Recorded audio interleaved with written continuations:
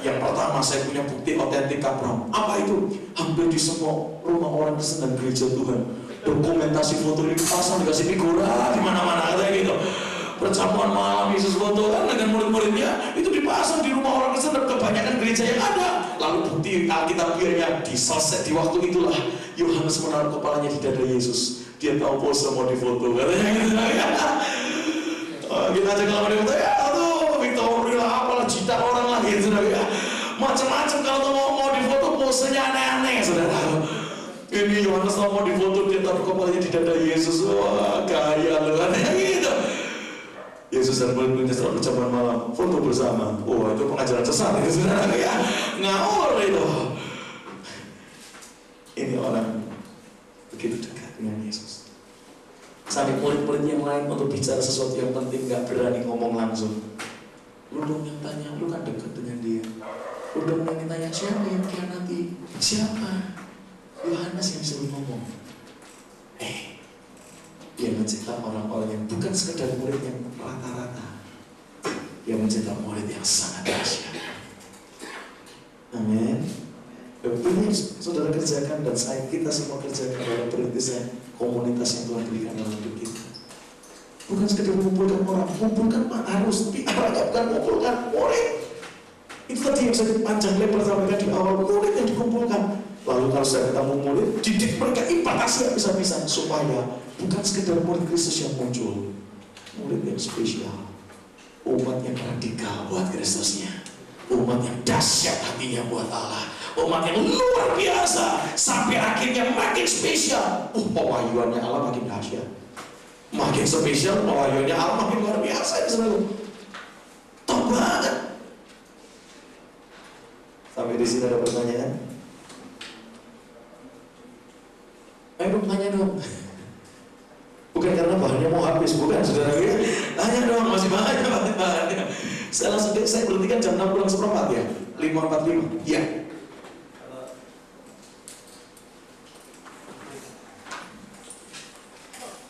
Murid yang paling kasih Yohanes yang dipilih jadi rasul di Yerusalem dan Yohanes. Kira-kira apa? Rasul di Yerusalem, soko gurunya 3 murid itu, Petrus, Yohanes, Yakobus kan. Yang Galatia katakan lewat Paulus, aku tinggal di rumah Petrus 15 hari, aku berjabat tangan kepada Yohanes, Yakobus dan Petrus yang dinilai sebagai soko guru gereja. Jadi Yohanes salah satu rasul yang ada di Yerusalem. Bahkan waktu Filipus ke Samaria, pertobatan terjadi, city-wide revival terjadi, pertobatan satu kota terjadi. Selesai Filipus pergi, Yohanes dan Petrus datang melengkapi. Jadi ini saya pikir mereka orang-orang penting saudara ya. Orang Petrus punya gaya kepribadian sangat dominan rupanya. Saudara kalau lihat di WMF, saudara pikir wah ketuanya Yonatan ini. Karena kelihatannya dia dominan banget saudara ya. Padahal dia nggak merasa, dan kita nggak merasa menjadikan dia ketua saudara ya. Dan dia juga nggak merasa karena memang gayanya kepribadiannya dominan. Saya ini kalau yang lain gak ada yang dominan, wah dominanku kelihatan. Jadi kalau yang lain-lain kelihatan aku kumpul dengan orang-orang yang kelihatannya kok kurang dominan, aku kelihatan dominan banget di situ saudara. Tapi begitu aku lihat ada yang lainnya, ini lebih ya suaranya dan sebagainya, saya agak mimpes di situ saudara ya. Akhirnya seperti yang aku tahu enggak, padahal kita fellowship aja, enggak ada. Kalau tadi sudah tanya YMF siapa ketuanya, enggak ada loh. Ketuanya Tuhan Yesus, kita semua cuma saudara. Itu namanya fellowship. Kami datang jauh-jauh, ongkos sendiri, nggak dibayar apa-apa. Cuma tujuannya teman-teman fellowship, sharing sesuatu di sana. Karena kami percaya apa yang saya punya yang lain nggak punya, apa yang lain punya saya nggak punya. Saya butuh yang lain karena yang lain butuh saya. Saya butuh saudara, saudara juga butuh saya, itu saling melengkapi. Jadi kenapa kok Petrus yang kelihatan? Karena tak pikir gaya pribadiannya sangat dominan. Dia murid yang agresif. Semua ditanya, menurut kamu siapakah aku ini? Yang lain masih mikir. Itu langsung ngomong, kamu adalah Allah yang hidup. Dominan banget. Tapi waktu nyangkal ya dominan banget saudara ya. Waktu nyangkal sumpit nggak kenal dia. Waktu ini dominan banget saudara. Sekedar mungkin gaya kepribadiannya aja yang kelihatan. Ya, tapi nggak bisa mengukur dari mujizat. Elisa mujizatnya 2 kali lebih banyak dari Elia. Tapi Elisa mati itu tidak sempurna. Elia sempurna, hidup-hidup di hadapan Tuhan. Kita nggak bisa mengukur kerohanian seseorang cuma dilihat dari mujizat, gerejanya besar. Oh itu mesti pelajaran besok di 5 jawatan, saudara ya. Saya akan sampaikan itu, pemimpin yang berhasil bukan karena dilihat namanya terkenal, bukan karena dilihat jumlah jemaatnya banyak dan gerejanya mewah, bukan dilihat karena jadwalnya padat. Wah kita pikir, wah ini pemimpin yang diberkati Tuhan. Jawaban saya adalah semoga betul itu berkat Tuhan, tapi belum tentu itu berkat Tuhan. Betul? Jadi kalau cuma dilihat dari hasil, saudara kan keliru.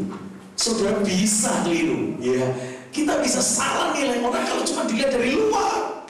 Kita pikir Eliab, Syama, Abinadab cocok gantikan Saul jadi raja. Itu kan anaknya Isai. Tetapi Tuhan berkata, kamu lihat luar, aku lihat hati. Justru yang kita pikir, wah kroco, masih opral ini, ya. Masih anak-anak ini, imut-imut, gak cocok jadi raja. Ketua benteng-bentengan, main kelereng, mungkin cocok saudara ya, di kampung. Tapi ternyata itu dipilih Tuhan. Jadi kelihatannya kok Petrus paling banyak bikin acara. Itu Tuhan berikan kapasitas itu ke Petrus, mungkin yang lain gak punya.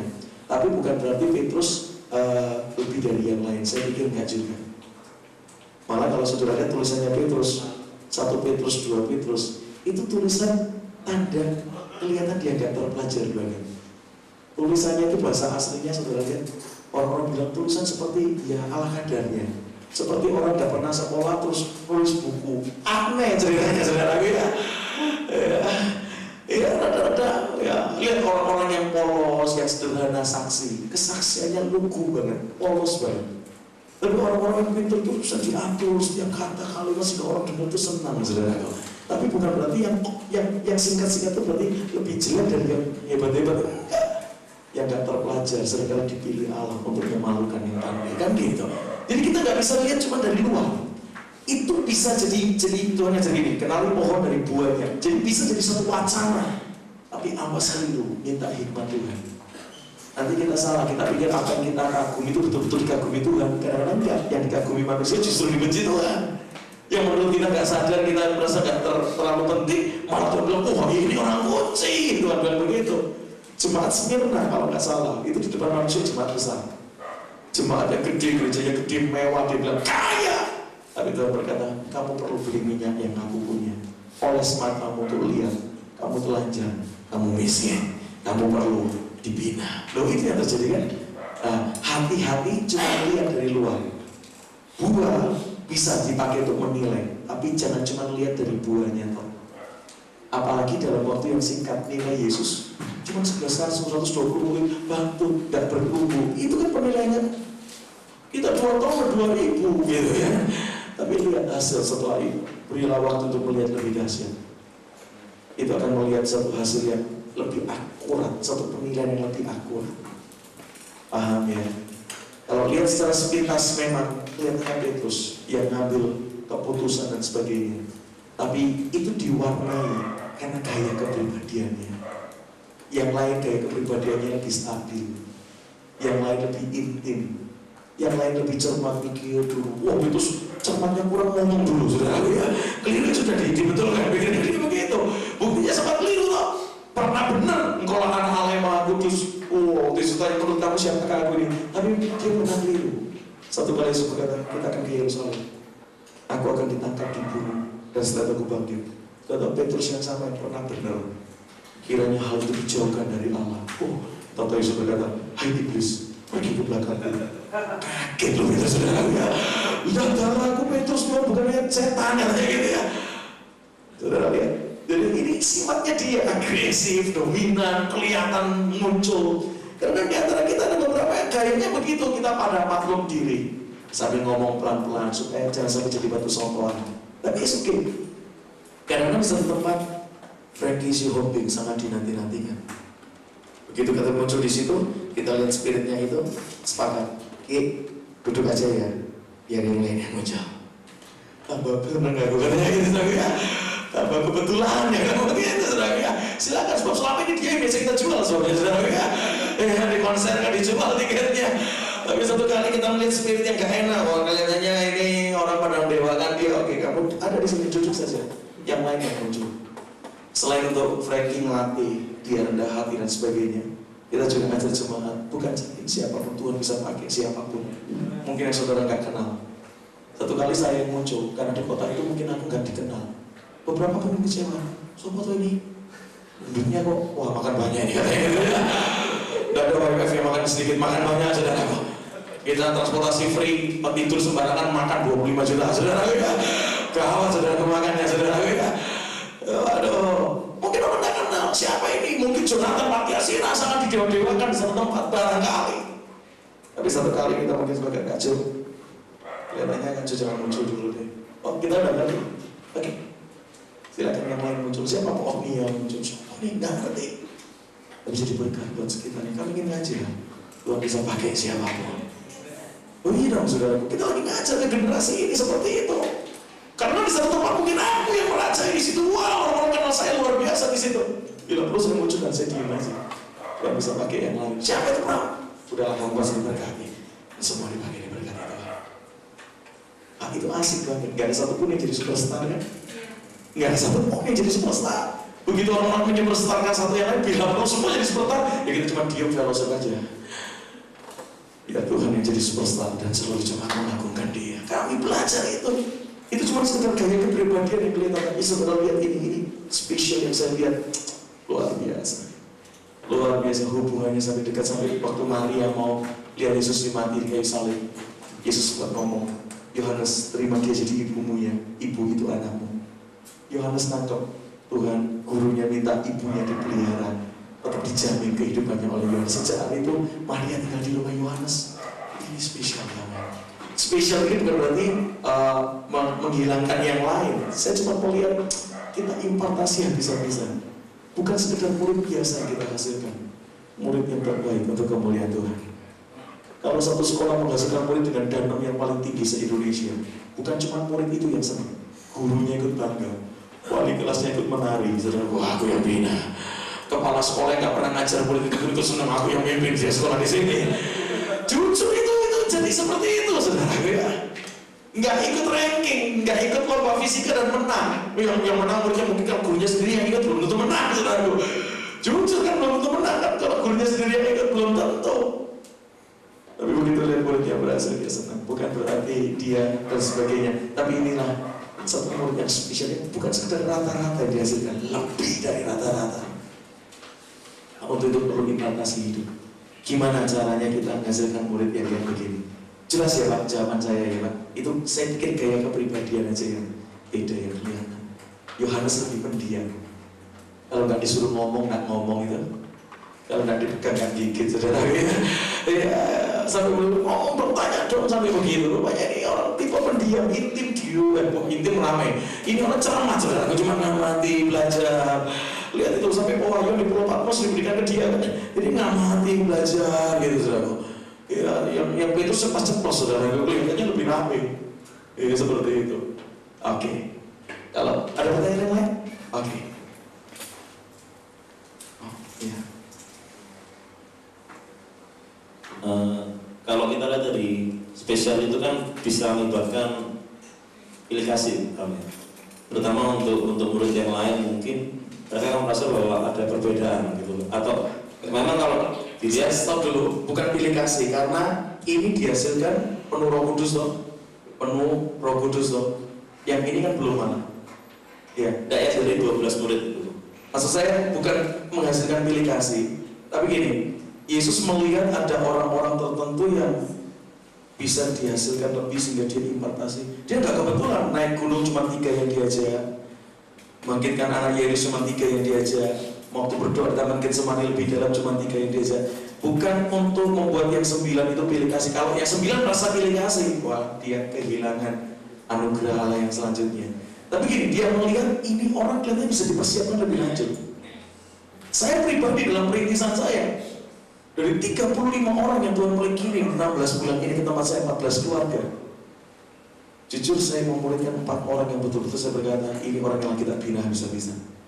Bukan karena 10 keluarga yang lain aku nggak memberi kesempatan.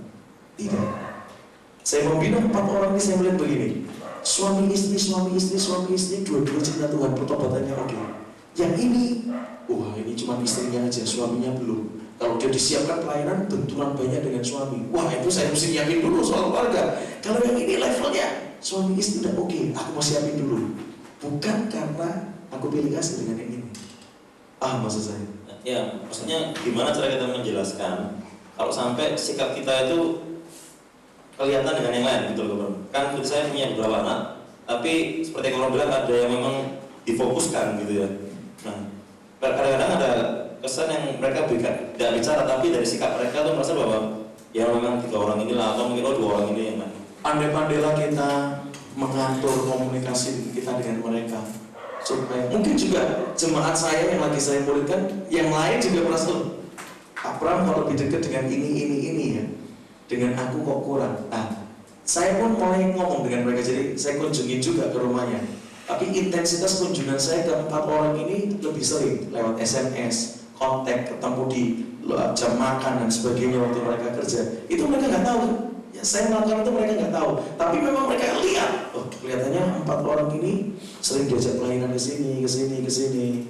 Saya kok kurang. Nah, saya coba nutup pemikiran yang negatif itu waktu saya datang ke rumah. Saya share. Gimana suami? Sudah mau buka hati? Belum ya Pak? Wah, itu sebabnya saya takut membawa ibu lebih dalam. Takut benturan dengan suami. Nanti tak siapkan naik ke puncak liburan, suami gak mau ikut gimana? Kan rame, kalau ikut gak mau denger ya gak enak. Ibu terus berdoa ya, percayalah aku juga siapkan ibu. Jadi saya juga sering ngomong begitu. Ada yang bujangan. Saya coba datang ke rumahnya, ke kos-kosannya, dia orang dari Surabaya. Yang pernah dengar saya khotbah di sekolahnya di Surabaya, ketemunya di Jakarta. Dan dia bertobat barusan ini, dia berkata, saya baru bertobat kemarin ini. Kaget aku. Lu ketemu saya yang lalu bertobat enggak? Belum. Wah, belum ya, khotbah sama saudara ya. Baru khotbah kemarin. Oke. Saya katakan saya punya hati menyiapkan kamu. Tetapi mungkin prosesnya lebih panjang. Siapkan aja dirimu. Saya selalu berkata begitu. Ya, dia belum menikah. Jadi nanti misalnya tak suruh buka komunitas, pas dia menangkan orang-orang yang sudah beristri bisa bersuara kan bingung. Iya kan? Jadi aku bilang, nggak apa-apa, siapkan aja dirimu, tapi akan menyiapkan kamu juga. Jadi saya coba handle atau jawab pemikiran-pemikiran yang negatif dari mereka. Sedapat-dapat yang saya bisa kerjakan lewat ngomong itu adalah istrinya berapa kali suami aja ikut sama saya, istrinya nggak mau, anak-anaknya nggak mau. Saya katakan, saya mau rindu aja Bapak ngomong-ngomong di sana 2 hari. Saya lagi siapin 4 keluarga yang lain. Kalau bisa ikut puji Tuhan. Tapi kalau nggak bisa ikut tak pikir ya sudah. Tapi nanti aku akan cerita apa yang aku hasilkan di sana. Tapi jujur, karena satu nggak mau, benturannya repot. Saya menyiapkan suaminya, bentur istrinya. Istri bilang, antarin saya dulu dong. Masa kan ke gereja minggu sudah, ngapain lagi ke sana? Katanya gitu. Ngapain lagi pergi sama Pak Pram? Istrinya bentur di situ kan. Saya jadi gak enak kan, keberadaan saya di rumah itu dipikir membuat suami istri jadi berkelahi kan saudaraku. Saya justru jaga hati-hati supaya suami ini memberkati istrinya. Atau kalau ada istri yang sudah Tuhan kirimkan ke komunitas kita niatkan istri itu memberkati suaminya. Karena anak-anak, ada 1 anak dari Pontianak dimenangkan. Begitu kembali ke rumah, mamanya, cici dan kakak iparnya terbentur berat. Kami coba nyiapkan dia di retreat apa. Kemarin dari retreat minggu ke gereja lagi katanya gitu sama ya. Wah, saya bilang sudah. Kamu tidak boleh, akhirnya dipulangkan Pontianak. Akhirnya pemerintahnya jalan jauh, tapi ya fungsi pembapaan nggak bisa jalan lancar. Nggak bisa pembapaan lewat telepon kan? Nggak bisa. Pembapaan perlu tatap muka ketemu. Kalau tatap telepon tuh karena bisa menipu. Lagi apa Pak orang tidur ya? Oh enggak, padahal sudah sempat matanya saudara ya. Nggak bisa saudara. Akhirnya saya cuma menguatkan dan saya coba tolong 1 kawan yang ada di Pontianak handle dia. Itu orang pernah disebutkan kebentur kalau kita nyiapkan dia, selalu begitu. Nah, saya melihat selalu kepada 4 keluarga ini. Saudara, saya mentor lebih awal bukan karena saudara lebih baik dari mereka. Aku cuma melihat sesuatu yang lebih siap lebih dulu dari yang lain. Yang lain saya ngomong, bukan saya nggak menyiapkan saudara. Tidak ada 1 orang pun yang tidak saya siapkan. Di komunitas kita ada om yang paling tua. Nanti Oktober umurnya 87. Waktu dia muncul di komunitas saya pikir, waduh Tuhan kok dipikirin yang tua. Saya muridkan 4 tahun, tahun ke-5 dipanggil Tuhan, ya sia-sia. Tapi pikir begitu, saya muridkan 4 tahun, tahun ke-5 dipanggil Tuhan. Oh, jangan-jangan sementara pemuridan dipanggil, saya pikir begitu. Tapi ternyata saya berkata, enggak Tuhan. Saya yakin, kalau toh saya menyiapkan dia di usia lanjutnya, orang benar itu, walaupun usianya udah tua, tetap berbuah segar di halaman rumah Allah. Jadi saya mulai siapkan juga. Oh, masih bisa ngomong dengan tetangga. Oh, pagi masih jalan-jalan, cerita sama orang-orang di kiri kanan rumah Om ketemu Yesus yang luar biasa. Bila perlu Om lihat siapa yang mau dilayani, kumpulin di rumah Om, saya datang sesi. Loh, saya nggak akan ajak dia naik ke Kopeng, saudara ya, udah 87 tahun, saudaraku naik ini, mau sampai di sini pincet dia, saudara ya, nggak pelayanan, saudaraku. Nah, ini faktor seperti ini bukan berarti karena saya ngomong sedapat-dapat yang saya bisa bicarakan dengan mereka saya bicarakan. Kalau sudah ngomong jelas masih disalah sangkai, ya sudah. Mungkin itu orang-orang yang kata Tuhan, oke, itu masih perlu dipermak lebih jauh, saudara ya, masih perlu dibetulin lebih karena agak rusaknya agak berat, saudara. Ya sudah, kalau kita gara-gara satu orang terus kita akhirnya nggak nyiapin yang lain, kita salah, kita lagi berpacu dengan waktu sebabnya. Berpacu dengan waktu. Kalau kita nggak lari, kenapa Tuhan berkata, aku nggak mau lihat ke belakang, aku mau lihat ke depan dan lari. Itu tujuannya cuma satu, karena waktunya nggak lama. Lari kan, Filipi begitu kan, lari supaya begitu selesai waktunya, aku mengakhiri pertandingan. Ya udah. Kadang ada beberapa yang sudah dijelaskan pun salah sangka, sudah jelas pun tetap negatif thinking dengan kita membela lagi. Ya sudah, dianggap ini anak agak nakal ini, atau bongol saudara ya. Tapi jangan terus menulis surat mulai hari ini aku tidak menganggap kamu anak lagi. Bukan, siapkan dia saudara. Penanganannya mungkin lebih parah, oke. Tapi yang ada jelilah untuk menyiapkan mereka. Akhirnya 3 orang ini tahu banget kan. 3 ini semua guru gereja. Tapi bukan berarti Filipus, yang lain-lain yang gak dikenal-kenal itu gak ada artinya. Oh berarti semua, saudaraku. Stefanus, yang lainnya cuma ngatur meja. Itu pelayanan diakonnya kecil, bagi beras, apa. Sederhana. Tapi dahsyat begitu dia mati, Tuhan Yesus berdiri dari kursinya, nyambut pahlawannya. Kayak Mr. Bean nyambut mobilnya yang remote disikat tank gitu, saudara. Dia kasih penghormatan, saudara. Tobat! Stefanus bukan orang kecil, dia kecil karena orang melihat pelayanannya cuma ngatur meja, bukan pengkhotbah dari kota, bukan pengkhotbah internasional, tapi dia top di hadapan Tuhan, kan gitu. Jadi sedapat-dapatnya jelaskan, supaya mereka nggak misunderstanding atau negative thinking dengan kita. Tapi kadang-kadang sudah dijelaskan untuk tetap disalah sangka. Go ahead, jalan terus. Atau lagi beberapa. Oke. Untuk kita punya fungsi untuk memudahkan mereka gitu. Dan mereka pun juga punya tujuan harus memuridkan orang lagi. Tapi ada beberapa dari anak kita yang mereka sudah katakanlah kita tuh kita ajar mereka bersamaan, tapi sebagian sudah bisa memuridkan, sedangkan yang lain belum bisa gitu. Bahkan sudah dikasih kesempatan, dikasih kepercayaan mereka untuk belajar memuridkan, tapi mereka sepertinya nggak ada gaya untuk kesana. Mereka bagaimana? Caranya? Apakah mereka memang berarti bukan tipe orang untuk memuridkan atau gimana? Bukan tipe orang yang tidak memuridkan, karena setiap kita harus belajar memuridkan. Tuhan mengutus, pergilah jadikan semua bangsa muridku. Itu bukan kepada kamu aja Petrus ya Yohanes, semua murid-muridnya kan dia ngomong begitu, walaupun nggak semua melakukan. Karena waktu dia ngomong begitu sebelum dia berangkat ke surga, Alkitab berkata yang dengar itu lebih dari 500 muridnya. Yang jadi cuma 120 murid kan akhirnya yang berkarya. Yang jadi 120 murid, yang 500 lebih, yang dengar itu 380 lebih nggak melakukan. Ya sudah. Kalau mereka nggak mau melakukan, ya coba cek. Mungkin kita ngajarnya untuk dia, caranya perlu diganti, gayanya perlu diganti, perhatiannya mungkin lebih diberikan. Kita cek kita, jadi nggak selalu mereka yang salah. Mungkin kita yang kurang bijaksana atau apa. Ada sesuatu yang harus kita recovery, perbaiki dalam diri kita untuk ngajar mereka. Tapi kadang-kadang sudah habis-habisan, tetap nggak bisa. Ya mungkin anaknya udah tell me, mungkin begitu ya, telat mikir atau memang lambat, ya sudah. Tapi percayalah, tetap ada hasil yang Tuhan bisa munculkan lewat mereka. Saya yakin sekali, nggak ada yang nggak berfungsi kok. Sebab yang membuat orang berfungsi bukan karena kita, Roh Kudus dan Firman yang bekerja. Jadi kalau tadi dikatakan sudah diajari tapi nggak ada, coba mungkin dia belum penuh Roh Kudus. Doakan kepenuhan Roh Kudus. Sudah penuh Roh Kudus kok enggak? Wah, kok belum kelihatan ini? Coba kenali lagi lebih lanjut. Bila perlu yang sudah jadi dikurangi jatah ketemunya, udah jadi kan udah matang, biar dia mulai bergerak. Kita melalui dulu waktu yang kita invest untuk mereka yang belum jadi, yang sekarang jadi, kita alihkan ke mereka. Nah, pikir begitu. Jadi dari pihak kita juga buatlah perbaikan supaya kita maksimal dengan orang-orang yang nggak sama loh. Sekian yang mendengar pelajaran ini, ada yang menyerap 100%, Wah, ada yang nyerah 90, ada yang nyerah cuma 40. Kenapa bola-bola tadi capek malas saudara ya? Jadi mungkin ada yang cuma 20 yang nyerah, yang lain yang masih haus kok.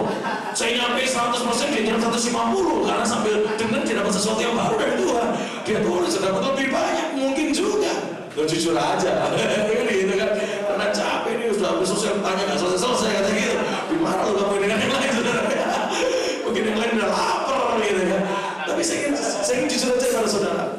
Yang sudah jadi, yang kira-kira oke, mulai dirilis. Waktu kita mungkin ketemunya udah lain kan?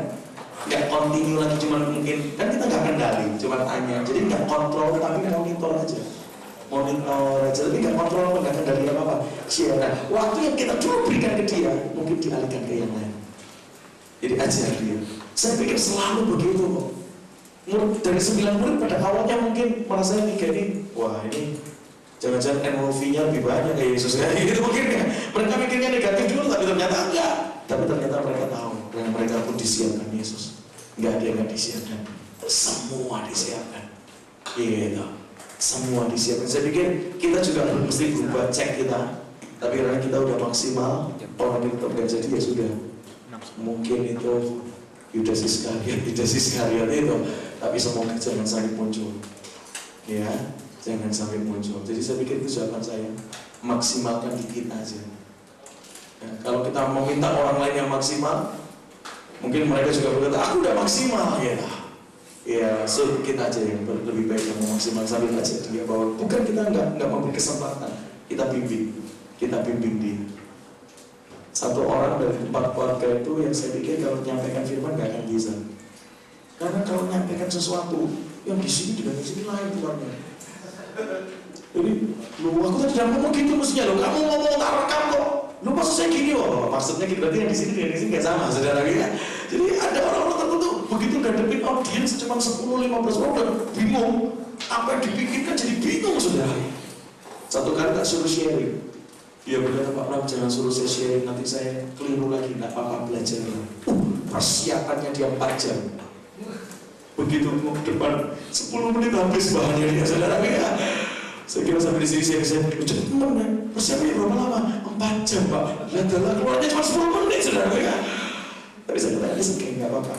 Sampai dia rada down, jangan saya. Saya katakan Pak, aku diberkati loh dengan sharingmu kemarin. Wah, lebih fokus lagi, nggak apa-apa latihan. Saya ada sekarang karena jam terbang saya mulai tahun 86 sih. Jam terbang saya mulai tahun 86, 16 tahun saya katakan gitu.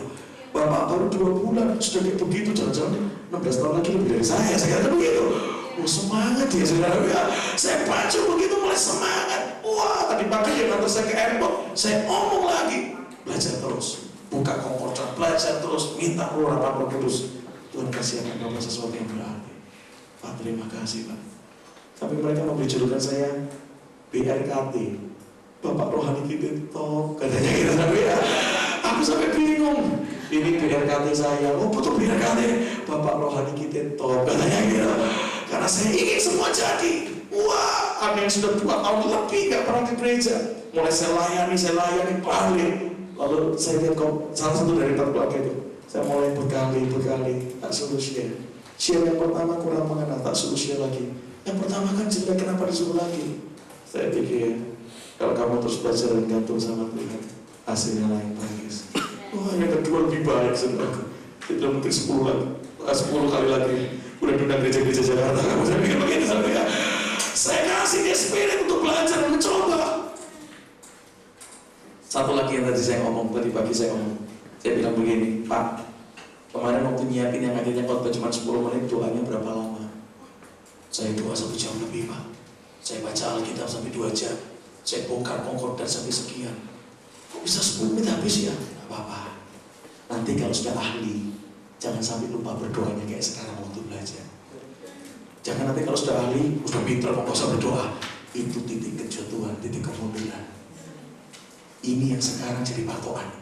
Saya pun begitu kok, kadang-kadang saya merasa, wah udah biasa khotbah anak muda, udah bisa KKR, udah bisa khotbah di gereja ini, oh udah usah persiapan. Di situ aku nggak merasakan berapa. Tapi begitu aku tetap tekuk lututku, walaupun udah biasa KKR, udah biasa ketemu anak muda, udah biasa khotbah di gereja itu, aku tekuk lututku. Aku lihat Tuhan berkarya luar biasa. Apa yang Bapak kerjakan hari-hari ini tercatat baik-baik dalam memorimu. Lain kali kalau sudah dipakai Tuhan luar biasa, bandingkan dengan sekarang. Jangan sampai lebih turun, kalau bisa lebih maju. Wah, itu dari rumah 45 menit ke airport, dia belajar 2 session pelajaran. Ya, top banget loh. Saya ngajar di atas, dia kebetulan supir angkot. Jadi aku tadi diantar ke airport, naik angkotnya. Dia berangkat biasa jam 5, ambil penumpang dari Serpong ke Tangerang. Dia nunggu dulu ya, baik. Ada orang mau naik angkotnya ditutup, kan? Mau ngantar pendeta gue, katanya gitu ya. Sekarang ambil saja, barangkali itu bisa kita layani berdua. Nanti Pak Pram terlambat, jangan deh, katanya gitu ya. Dia antar dulu, tapi habis ya. 45 menit, 1 jam perjalanan jadi berkat buat dia. Cara nyiapin seorang yang luar biasa. Lakukan itu. Lakukan itu. Itu mentoring, saudaraku. Mentoring, pelajari orang sambil belajar, kita ada di dalamnya. Itu mentor, saya senang pakai istilah orang seperti belajar mobil. Yang belajar nyetir, yang belajari, ya di sebelah yang nyetir. Bisa paham? Itu mentoring kayak begitu. Yang belajar, kita yang belajari ada bersama dia. Kalau sampai nabrak, penyok, ikut benjol kita yang ngajari, saudaraku. Orang-orang sekarang kadang-kadang gak mau mentor. Begitu yang di mentor berbuat kesalahan, jawabannya apa? Aku gak pernah ngajar begitu kok. Belajar gimana lo kamu? Katanya gitu. Sepertinya lepas tanggung jawab kalau itu anak binatnya dia. Tapi kalau berhasil, wah itu gua yang bimbing. Saya sangat gak suka dengan spirit kayak begitu. Saya suka punya spirit yang Bapak anak. Apapun yang terjadi dengan kamu, kamu tetap anakku, aku tetap bapakmu. Itu misinya kayak begitu. Itu yang lagi hilang dalam gereja Tuhan hari-hari. Begitu lihat jemaatnya, orang yang di gerejanya berhasil dipakai Tuhan, kita kembali, saya kembali, saya baptis dia 20 yang lalu, gitu. Begitu tanda bayang, aku gak pernah ngajar gitu di gereja, gitu. Gak tahu ini roh apa ini. Itu seperti lepas tanggung jawab, saudara. Yuk, belajar. Kita belajar seperti itu. Maksimalkan pelayanan kita di komunitas kita. Ya. Oke, saya pikir saya udah lebih 5 menit. Masih ada 1 pelajaran lagi, tapi oke lah. Saudara, mungkin akan disampaikan oleh kawan-kawan yang lain untuk tentang perintisan dan pekabaran hijau di gereja rumah. Sama, tapi dengan paradigma yang dengan penekanan yang luar biasa dimulai. Oke, kita akan tutup kepala bersama-sama. Kita lambat tadi 15 menit permulaannya, kita telat 5 menit, jadi saya masih punya waktu 10 menit. Ya. Mari kita berdoa untuk terakhir ini. Haleluya. Tuhan, berikan kami hati untuk menangkan jiwa. Karena setiap kami, apapun jawatan dan karunia yang Tuhan percayakan buat kami kena amanat Agung-Mu untuk pergi dan menjadikan segala bangsa murid-Mu. Mari Tuhan berikan hati itu, hati untuk menangisi jiwa, melayani jiwa, memenangkan jiwa dan memulihkan jiwa-jiwa. Sementara kami sendiri belajar dan terus belajar supaya kami makin maksimal mengimpartasikan sesuatu kepada orang-orang yang di bawah. Tuhan izinkan muncul dan Tuhan percayakan ada dalam pelayanan kami, supaya mereka pun bersama kami diubah ke arah Kristus yang adalah kepala Tuhan.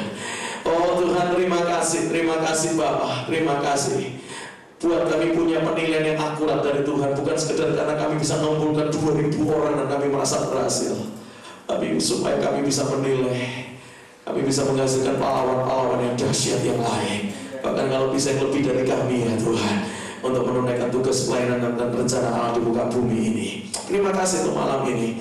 Impartasikan hati penginjilan itu kepada setiap kami yang ada, dan impartasikan hati untuk membapai, membimbing dan memuridkan mereka supaya mereka akhirnya berfungsi buat pelayanan tubuh Kristus. Terima kasih Bapak, terima kasih. Berikan hikmat untuk beberapa hal yang mungkin kami sempat belajar di sini, tapi bersama Engkau guru terbaik kami, guru agung kami akan belajar banyak perkara yang baru dengan Tuhan. Kami akan istirahat untuk makan malam, dan terus kami akan impartasi naik malam ini. Tuhan urapi dan Tuhan bekerja di tengah-tengah kami. Seluruh pelajaran yang sudah kami terima, biar itu betul-betul kami resapi dan jadi remah. Bahkan Tuhan masih terus menambah untuk kami sesuatu yang baru terjadi dengan Tuhan. Bersama Tuhan kami akan melakukan perkara yang gagah perkasa. Doa saya malam ini, impartasikan hati menangkan jiwa, impartasikan hati memulihkan orang itu dalam nama Yesus. Terima kasih Bapak. Demi nama Yesus kami berdoa. Amin. Oke, kelas kita berhenti sampai di sini. Tuhan memberkati. Saya masih ada sampai hari Jumat, jadi kalau ada pertanyaan yang lain bisa kita bicarakan.